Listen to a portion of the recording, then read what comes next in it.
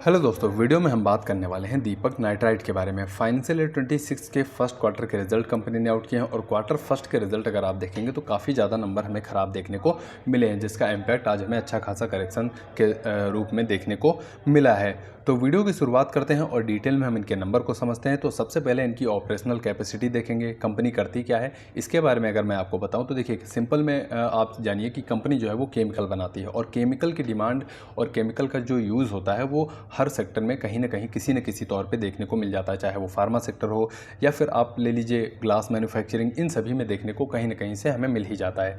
अब कंपनी की पोजीशन क्या है अगर उसकी हम बात करते हैं तो देखिए इनके पास 7 जो है वो मैन्युफैक्चरिंग प्लांट हमें देखने को मिल जाते हैं। इसके अलावा 34 से ज़्यादा इनके प्रोडक्ट हैं जो यूज़ होते हैं मार्केट में, या फिर कह लीजिए 34 प्रोडक्ट, ये 34 से ज़्यादा प्रोडक्ट बनाते हैं। इसके अलावा फाइनेंशियल ईयर 25 की अगर हम बात करते हैं तो वहाँ पर पूरे साल के दौरान इन्होंने 8,282 करोड़ का रेवेन्यू किया है और 50 से ज़्यादा देशों में इनके जो प्रोडक्ट हैं वो एक्सपोर्ट किए जाते हैं।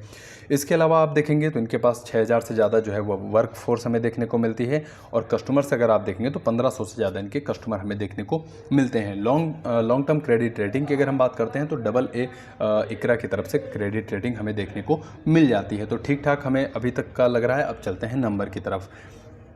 नंबर में सबसे पहले रेवेन्यू की अगर हम बात करते हैं तो दिक्कत यहाँ पर देखने को मिली है, क्योंकि रेवेन्यू दोनों पैरामीटर्स पर ईयरली आप कंपेयर करेंगे तब भी दिक्कत रही है और क्यू ऑन क्यू कंपेयर करेंगे तब भी आपको दिक्कत ही देखने को मिलेगी। क्योंकि एक साल पहले आप रेवेन्यू अगर कंपनी का देखेंगे तो 2,167 करोड़ का रेवेन्यू हमें देखने को मिला था और इस बार वो घटकर आप देखेंगे 1,890 करोड़ का देखने को मिला है। और पिछली तिमाही में आप जाते हैं तो वहाँ से भी लगभग 13% की गिरावट ही देखने को मिली है। तो ये हो गया रेवेन्यू का नंबर। इसके अलावा कंपनी के पास खर्चे जो हैं, खर्चों में अगर सबसे बड़ा खर्चा देखेंगे तो ये है इनका रॉ मटेरियल का खर्चा। अब रॉ मटेरियल का खर्चा अगर आप देखेंगे तो सॉफ्ट तो हुआ है, लेकिन फिर भी अगर आप देखेंगे सबसे बड़ा जो कंपनी का एक्सपेंस होता है वो मटेरियल पे ही जाता है। इसके अलावा फिर एम्प्लॉय के ऊपर, फिर पावर फ्यूल के ऊपर, लेकिन सबसे ज़्यादा खर्चा रॉ मटेरियल पे ही हो रहा है। इसके अलावा प्रॉफिट मार्जिन अगर आप देखेंगे तो यहाँ पर अच्छी खासी गिरावट हमें देखने को मिली है। प्रॉफिट मार्जिन 15% पिछली तिमाही में हमें देखने को मिले थे और वहाँ से आप देखेंगे, ये ऑपरेटिंग प्रॉफिट मार्जिन की मैं बात कर रहा हूँ, वहाँ से आपको 11% के आसपास देखने को मिलेंगे। और नंबर्स में अगर आप जाएंगे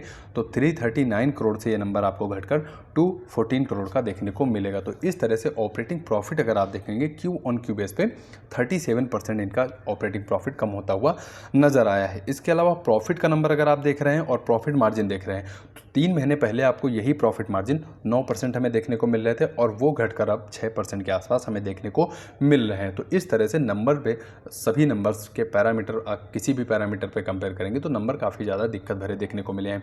प्रॉफिट जहां 3 महीने पहले कंपनी का 202 करोड़ के आसपास हमें देखने को मिल रहा था और इस बार यही प्रॉफिट आप देखेंगे तो 112 करोड़ का ही प्रॉफिट हमें देखने को मिल रहा है। यानी क्यू ऑन क्यू बेस पे प्रॉफिट जो है वो 45% जो है वो गिरता हुआ नजर आया है। एक साल पहले प्रॉफिट का नंबर अगर आप देखेंगे तो यहाँ पर 203 करोड़ का प्रॉफिट था और वहाँ से भी सेम नंबर जो है वो 45% के आसपास गिरता हुआ नजर आया है। तो रिजल्ट जो आए हैं दीपक नाइट्राइट के वो दिक्कत भरे देखने को मिले हैं। हर पैरामीटर पे आप कंपेयर करेंगे तो नंबर खराब देखने को मिले हैं। तो ये एक छोटा सा वीडियो था दीपक नाइट्राइट के क्वार्टर फर्स्ट के रिजल्ट के बारे में। उम्मीद करता हूँ आपको वैल्यू जरूर मिली होगी। आपके कीमती समय के लिए आपका बहुत बहुत धन्यवाद।